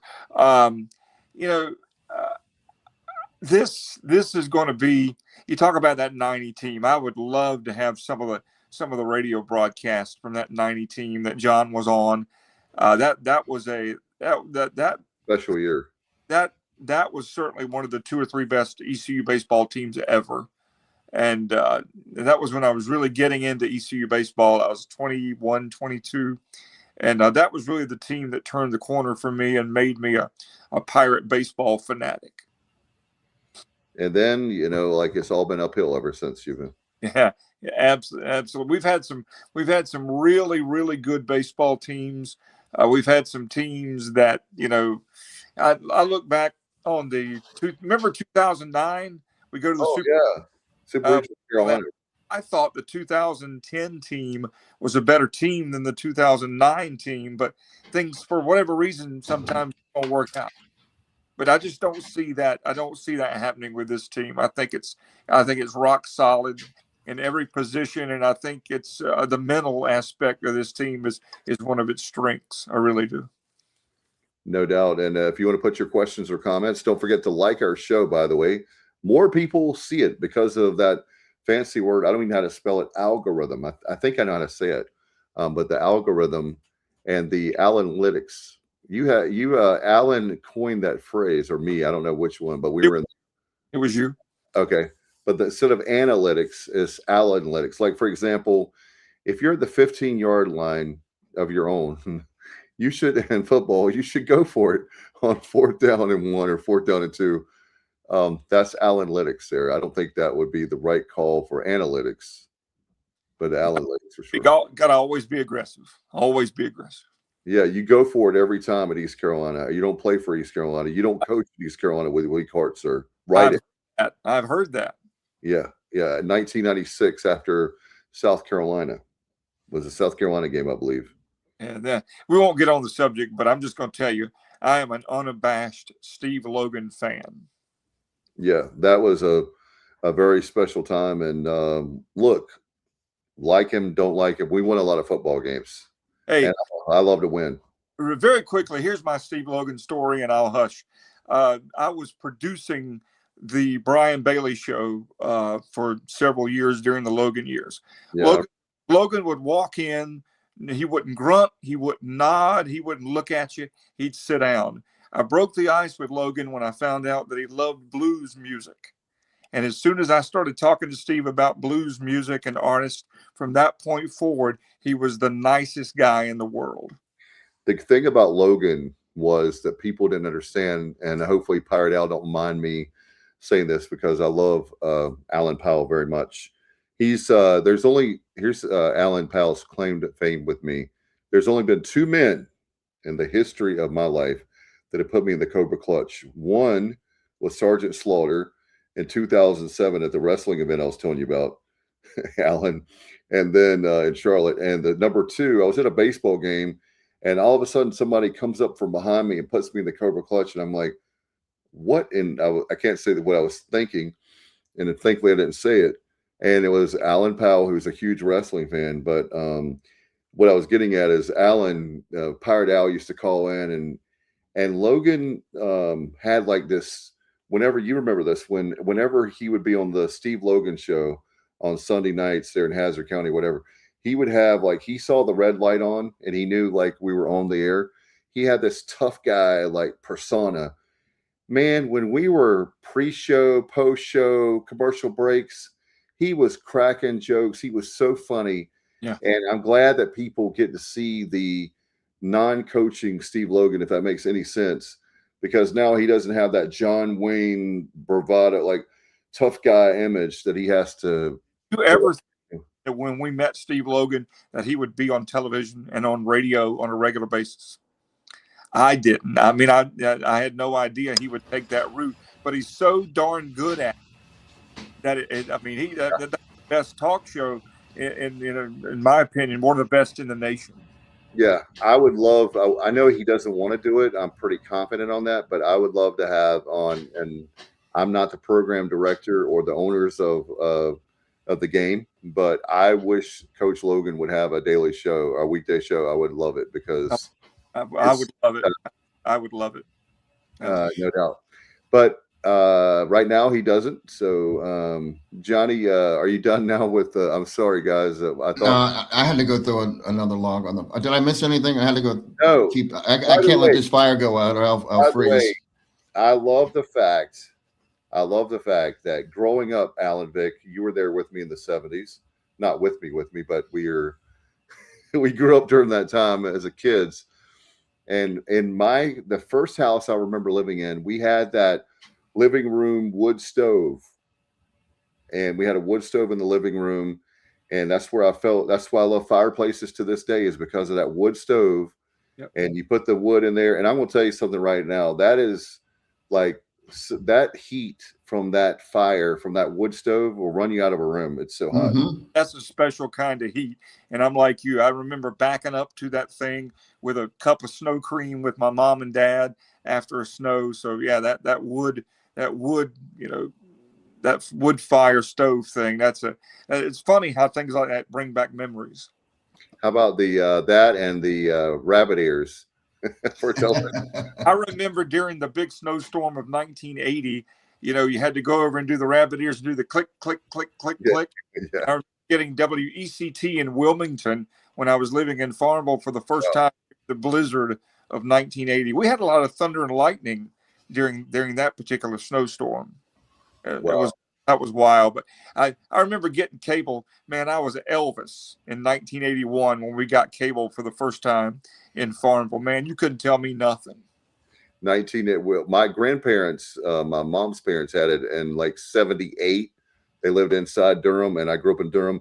We were 1 mile outside the city limits. It took like another 5 years for cable to come out there, And Yeah. so finally I was 10 years old before I had cable officially. I saw cable television, but it had to be at my mom's parents' house. The 90 team was 47-9, 17-2 record against ACC and SEC, and the year of the streaker. Yep. And I'm going to say that'll never be duplicated. I mean, obviously it won't. There's no way. That is an incredible, incredible record against the ACC and SEC. The whole thing's incredible. Yeah, that's probably. I mean, if you have to put a rubber stamp on a season, like we always talk about the Peach Bowl, and that's not that that's the only good season, but that 47-9 team, that 90 team is I mean, maybe y'all can help me out, John, because my fandom started really with ECU in 1986, so I was pretty much Gary Overton to the present time for baseball. So I don't know. Is that the one that ended in Wichita or no? I'll have to go back. I'm asking John, I guess, because I don't know the answer, but man, can you? Speaking of Gary Overton, I mean, I'm just going to tell you: is there a finer human being on the face of the earth than Gary Overton? What a class act Gary Overton is. I'm a huge fan. Fantastic. I love Coach O. There's not a better person in college athletics, retired or otherwise. He's back, and he's back. Yeah, I know he's doing a part-time thing now. And I think that's what Matt's going to do too, by the way. You got to lay out for 6 months to come back to part-time stuff. Don't be surprised if that's what you see with Matt Maloney, and I hope that's what happens. Watch out, big guy. That regional ended with Citadel beating NC State, ECU Miami, and moving on to Omaha. Oh, man. Oh, okay. Yep, that's right. Wow, that Citadel team. And winning a game in Omaha, Shockerville. I think I remember John said the Citadel team had won like 16 in a row before that. Yeah, it's just and I'll tell you one thing, as a Pirate fan and commentator, and I can't get that off the screen for some reason. I don't know why it's doing that to me. But anyway, we'll see. Maybe it'll come back to where I can manage the show. But we've been so close. I'm sick and tired of hearing about how many regionals we've been in and never been to Omaha. I'm ready for, you want to talk about, I'm so sick and tired of hearing that. I'm so sick and tired of hearing that stat. I really am. There we go. Yeah, that's absolutely. If that's all you know about Pirate baseball as a casual fan, they've won more games than any team that's never been to Omaha. That's a very it's true, but it's a very misleading stat. And I also, I can't agree with you more, Alan. It's a lazy stat. Like, Yeah. tell us something else. We've heard it 1,000 times. You can't lead off with that every time, but it seems like they do. But yeah, tell us something, that other people that they don't know about how good, we've been. I'd love to hear that. Like Rufus with Shaka Khan, tell me something good. Yeah, exactly. All right. So are we done with the, we'll do more in depth, obviously, as we go through the season, but Johnny, do you are you done with the outfield? Do you want to move in on the pitchers? Yeah. I mean, we got another week before we have to do the Xavier. You want to save the pitchers for next week? Let's do the pitchers next week because I just, at this point, we've spent, we've done the position players, and then it will give us a quick chance to talk about the, are you aware of like the walk-up songs? What players are doing what? Yeah, I haven't looked at it like I should have. I'm sorry, John. Oh, okay. Well, we can table that for next week too. My favorite, and I'm just going to go ahead. Whoever's using "I Was Made for Loving You" by Kiss as a walk-up song, I think that's fantastic. Well, that would be Mr. Charlie Hoagland, one of our new pitchers. Yeah, that's great. And before we leave, I want to ask you guys, if you were playing baseball at East Carolina, what would your walk-up song be? Oh man, honestly, I've never thought about that. I'll have to. Yeah. Okay, I got it. I'm going out on a limb here, and but I don't know what it is, but it just like when you think about a walk-up song or entry song, like for wrestling, for example, the Road Warriors had Iron Man, right? That's not the song I'm going to pick, but I'm just saying that it has to be something that really maybe fits you or it pops. And I know this is going to shock Alan when I say this song. I love the Salt and Pepper and In Vogue song, What a Man. I love that song. Yeah, What a Man would be my number 2. My number 1 walk-up song would be Mac Davis's It's Hard to Be Humble. Oh, yeah. Well, what about you, Johnny? What would be your song? I'm not sure. I'd have to think about that. Probably something with high energy, and probably something maybe a little newer. I know. Wait a minute. He is Alan. Johnny Robertson is. I thought that I was a big Southern rock fan, and I know Alan is, but I think Johnny Robertson's got me beat on that. But there's other stuff out there. I don't just listen to that. I mean, I love that the most. And I'm still like one of those dummies that go out and see Marshall Tucker and the Atlanta Rhythm section that have like one remaining member. And look at our age. I mean, that's what's going to happen. First of all, I know. Leonard Skinner, I've seen, a lot. And I like, with these bands though, I don't like songs that everybody else like you hear 1,000 times. I like to dive deeper into the catalog. I agree. That's where you see where the talent is. And I'll say that with Leonard Skinner and Marshall Tucker.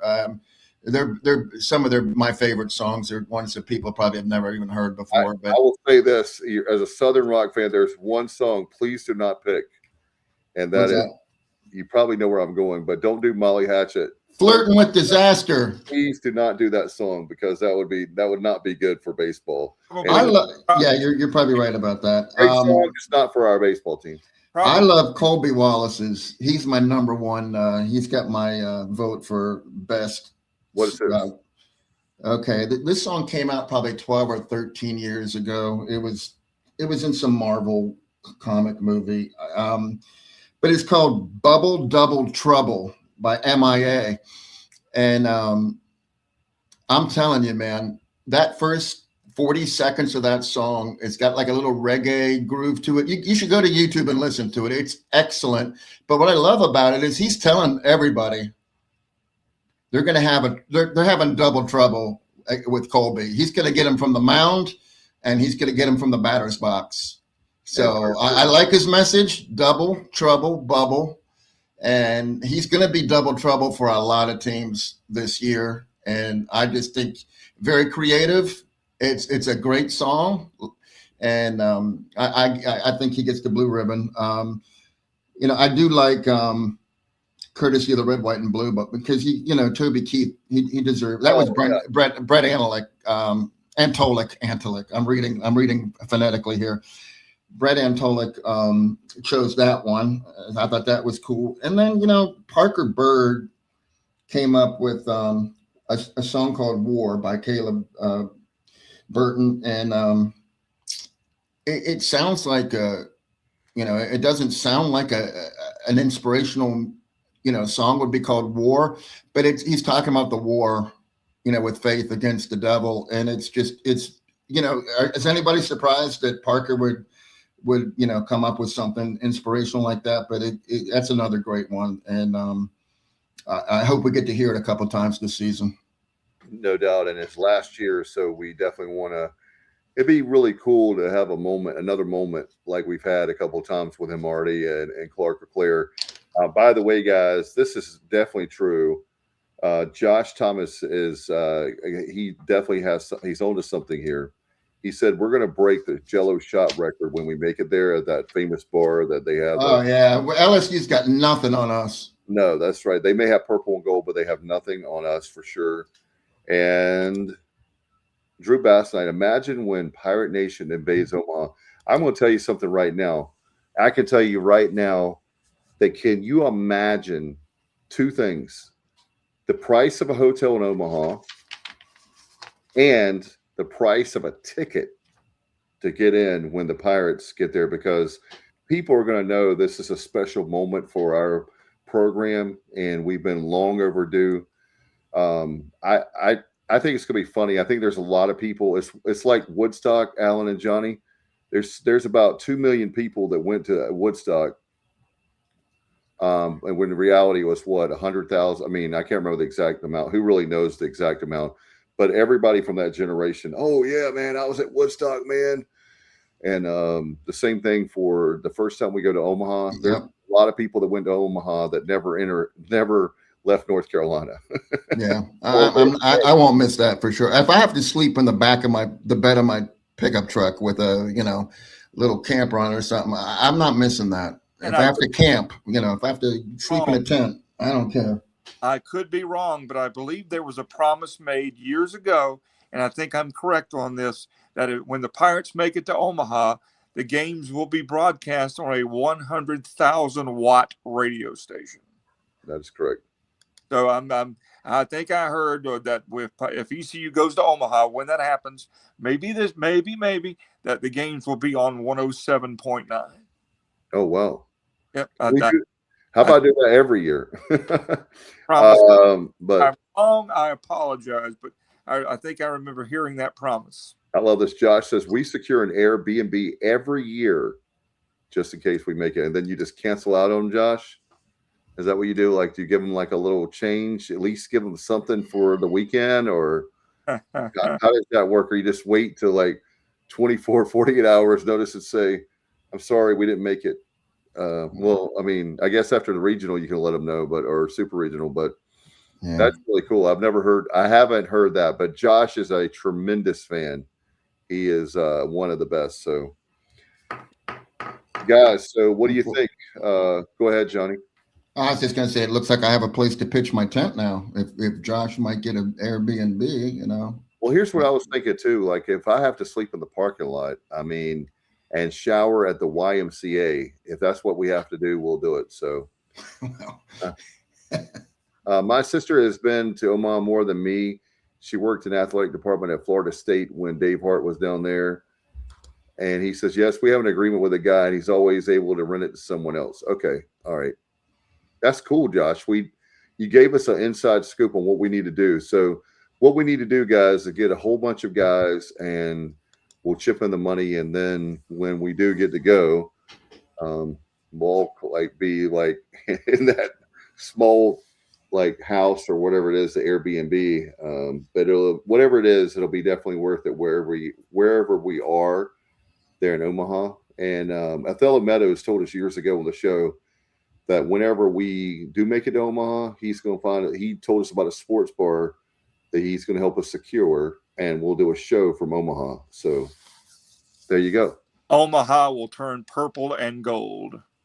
I'm telling you that Omaha has never experienced Pirate Nation, and they're going to feel it whenever they. He says, start looking for them now, though. Okay. We can do that. We can do that. And Dave, nobody's ever experienced you and I with about a half a dozen Jello shots or more. So I don't even know if I've ever done it. I've Yeah, got I'll let you have all. Well, Dave, I'll tell you what, if you're going to Tuscaloosa, Yes, I am. we'll take you to Harry's Bar. You can get a paint bucket and some Jello shots. That'll get you primed for Omaha because they know how to do Jello shots and they know how to do all kinds of drinking stuff in Tuscaloosa. So if you're going down there, it'll get you conditioned. All right. I got it. Yeah. I already have my tailgate spot picked out in Lot D, Josh Thomas. He says, so I'm telling you, he's hardcore, man. We got to give props where props are due. and he's a super fan, and that's great. That's great. No doubt. And we're going to look forward to the season, fellas. I'm very excited. And like I said, Johnny had a great point earlier in the show that let's go ahead and get the bad weather over now. And then on Friday the 13th, February, again, wear your favorite horror costume, wear your favorite Halloween costume. And they're like, why are all these people coming in with a Halloween costume? Plus, it's Valentine's weekend. That's right. So you can take your Valentine to the game. And Yeah. do we have any promotions on that on Valentine's? That's not a good thing, though, to be honest with you. What? It says I love you, like catching a foul ball at it. The Valentine's Hey, Day hey thing. baby, I was going to take you to the really nice restaurant, but here's a baseball. Yeah, here's a base. Have a hot dog, my darling. Yeah. The nachos I hear here are great. So we'll try the nachos. Yeah, that's I took her to a couple of Pirate baseball games on opening weekend, and it was so cold. I don't think she'll ever go back. So Lisa. We love Lisa, but I can understand that. yeah, no, it was brutal. Alex and Bubba and Kyle and Jessica, we went. Oh man, that was 2019, I think, somewhere around there, and he was about 6 at the time. And I'll never forget that we had him all bundled up. He looked like Randy from Christmas Story. He had so much on, but we bundled him up, and it's just weird. Like that weekend is like so awesome, but then you feel like you're at a football game. It doesn't feel like. I mean, I'm enjoying the baseball. Don't get me wrong, but as far as the feel, like I said, it figuratively and literally, it's like, are we playing baseball? Oh yeah, that's right. We're playing. Ole Miss to open 21. That was a very cold weekend as well. Plus, you're still coming off COVID. There was so much that was so weird about that weekend, where you could sit, where you couldn't sit, and yada yada yada. But that was an extremely cold weekend as well.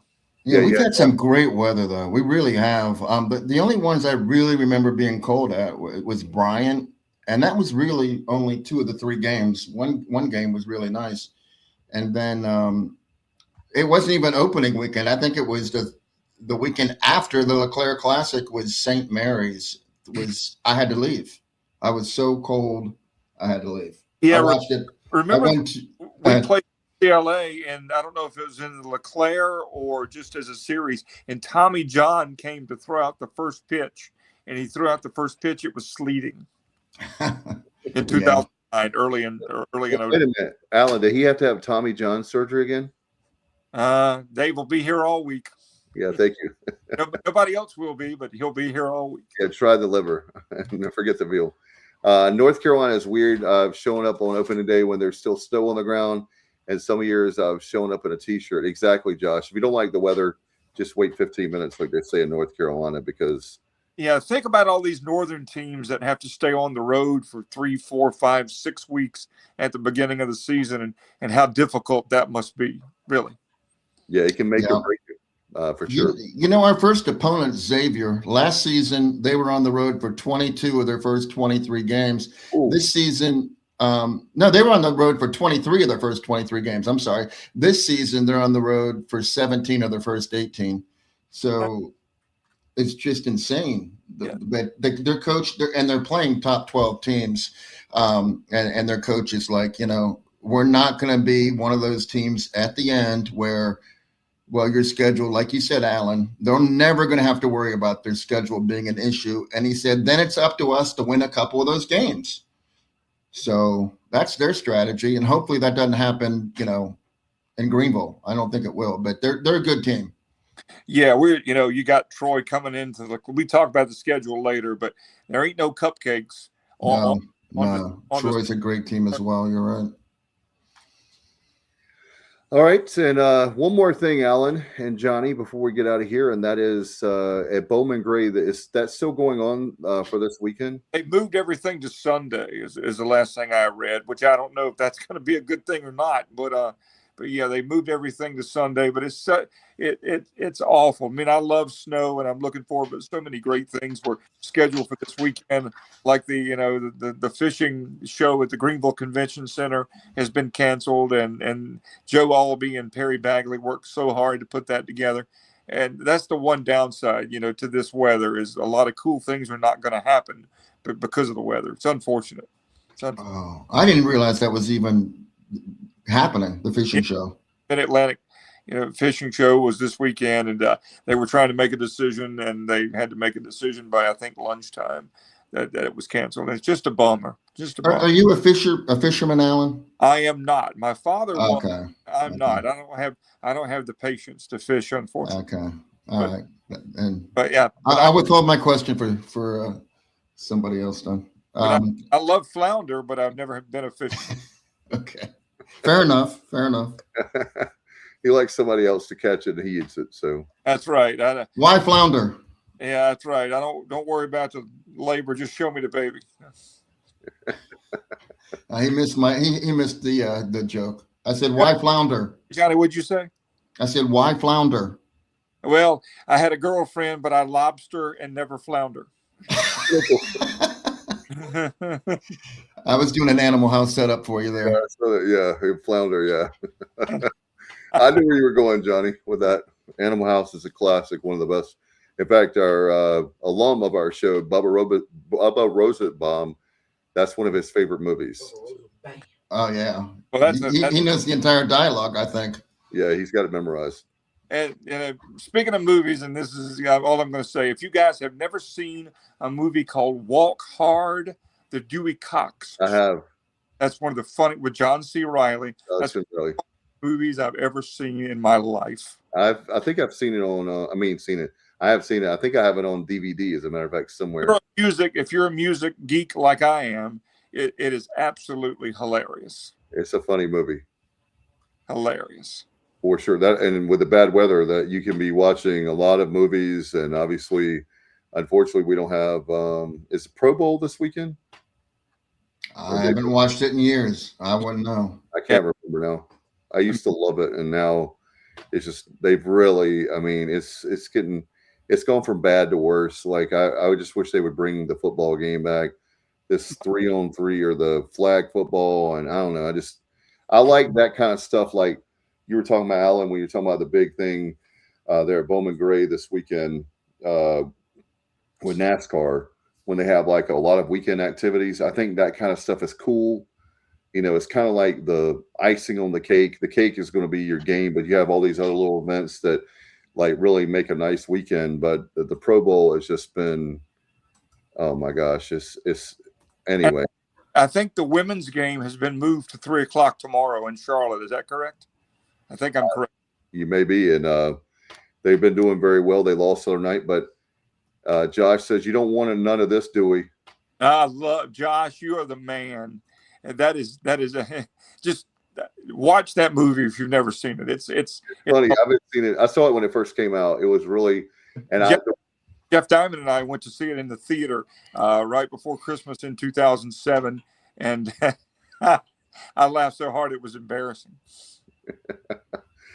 Oh man! All right, we're gonna get out of here because we're it's about 10:00 is my bedtime. So not really, but if you want to believe that, then you can believe that. So do you guys have any final thoughts? Well, I'll start with Johnny. Being Haymarket, Virginia. By the way, Johnny, is the power still on? Do you have like heat? Oh yeah. See, that's the thing. In Greenville, power, everything's underground, and I feel fairly secure that there's not going to be a power outage down there. Up here, anytime there's ice, it normally results in a power outage that could last for an hours or days. So that didn't happen. So I'm happy about that. So I just hope that Greenville gets spared to some point. Yeah, here's the thing. I like bad weather. I think Kyle's the same way. I like to be in bad weather, when I'm at home and I'm safe. Like I like thunderstorms. I like snowstorms. I like all that. And now I feel like I'm missing out on this Greenville blizzard because I should be down there, experiencing it firsthand. But I had to come back here, and my wife elected to stay behind because she doesn't believe that they said that last weekend and it didn't happen, so it's not going to happen this weekend. So we don't even have a snow shovel down there.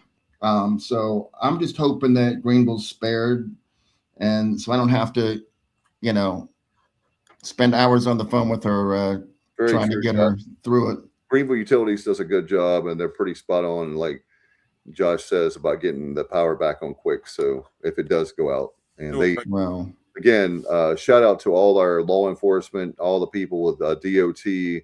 Please help me if I'm forgetting somebody, you guys, but law enforcement, EMS, firefighters, anybody that's with civil servants, obviously our folks with utility, with the power, they're working their tails off, and we can't say enough, and we'll probably say that again on Sunday night, but we appreciate you very, very much. I want to encourage everybody to take care of your pets.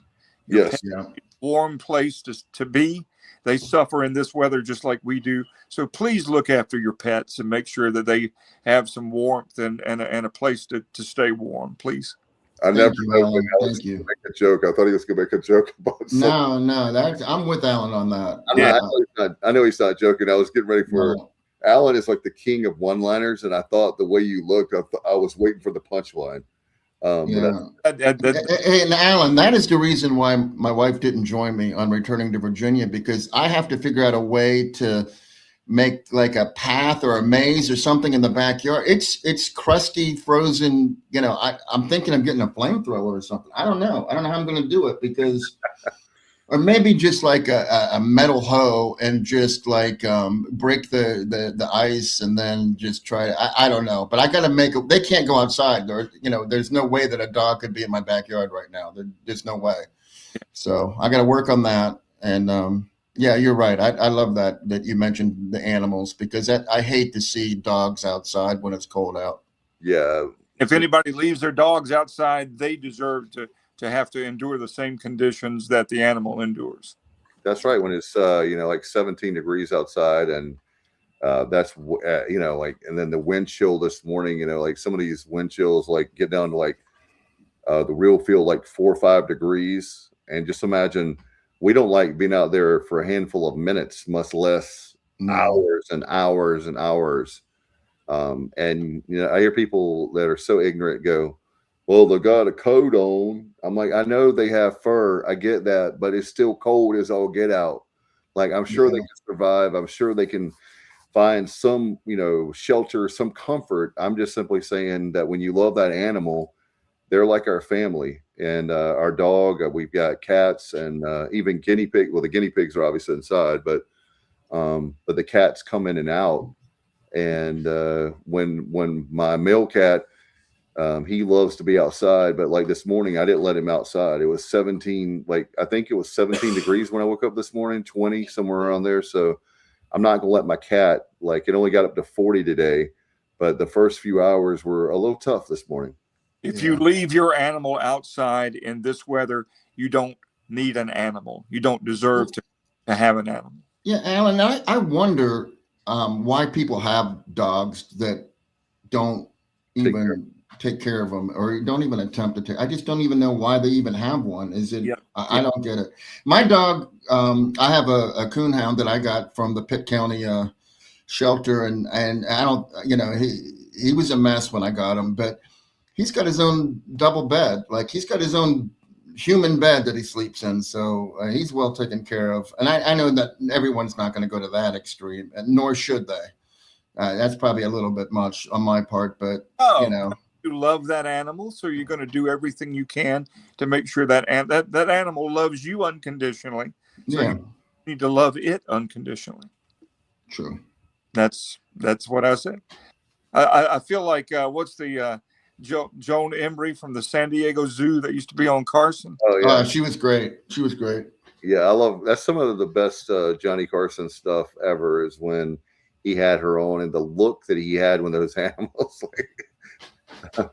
That was like that's priceless. I hadn't thought about her in many, many years, and to see the way Carson would look at the camera and be able to sell that, man, classic television for sure. All right, I know this has been classic television for you guys. Appreciate you very much. We're going to be back. Don't forget, we'll be back on Sunday night with. Hopefully, Kyle is stocked up. He left us for. He sold out. He left us for the grocery store. The grocery store is more important than a show. Are you kidding me? There's no more Little Debbie snack cakes in a 20-mile radius of time now because of the impending snow. Where would you go, Dave, if you lived in Jason? Like, what would be like? Would you have to go to Goldsboro? Where would you go? I would think Goldsboro. Kinston. Yeah. Their Goldsboro one. Snow Hill has a Snow Hill. A Piggly Wiggly, they do, don't they? Snow Hill does. Yeah. I mean, you can't beat Piggly Wiggly. They need to be a sponsor on our show.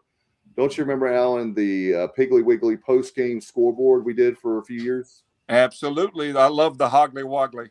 Yeah, exactly. So we need to have them on the Sports Objective. And if you want to be a part of the Sports Objective, you can simply email us at thesportsobj@gmail.com. Don't forget, you can like us on Facebook. We're on Twitter, Instagram. We are on MySpace. Not really, but anyway. Next week, we'll talk about some pitchers. We got some, too. We got plenty of them. And we'll have Justin Butts back, and hopefully we have Kyle back off of injured reserve or shopping reserve or whatever he is. He finally just got out of his meeting. Okay, Justin, we forgive you. He was working on his umpires meeting, so he had to be there. And that's important. Yep. Totally, Justin. But you had a good reason. You had a good excuse. Food Line wasn't bad at 2 p.m. He stocked up. Josh did on plenty of pirate beverages for the weekend. And I tell you what, there you go. There you have it. He's going to watch snow and he's going to drink a beer. So Josh don't drink no more, but he don't drink no less either. So, all right, you guys, please be safe. And if you have to drive extra slow. Please don't be that guy. I got a 4-wheel drive, baby. Watch this. Famous last words, and you're in a ditch. Please take your time, be safe, and buy a lot of your bread and milk at the local Dollar General. Be safe, absolutely, Justin.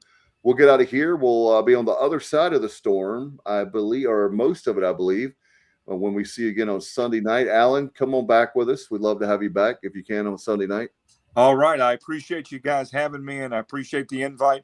And seriously, want everybody to be safe and make it through the storm. And just be careful, be safe, be smart, and just be careful. All right, Johnny, you have anything before we get out of here? No, I just agree with what Alan said. Everyone be safe out there. We want you all around on Sunday. So see you then. All right. If it's Sunday night, it's the Sports Objective. We'll be back with you at 8:00 on Sunday night. Until then, please be safe, and we'll see you on the other side of the storm. Good night, everybody, and go Pirates.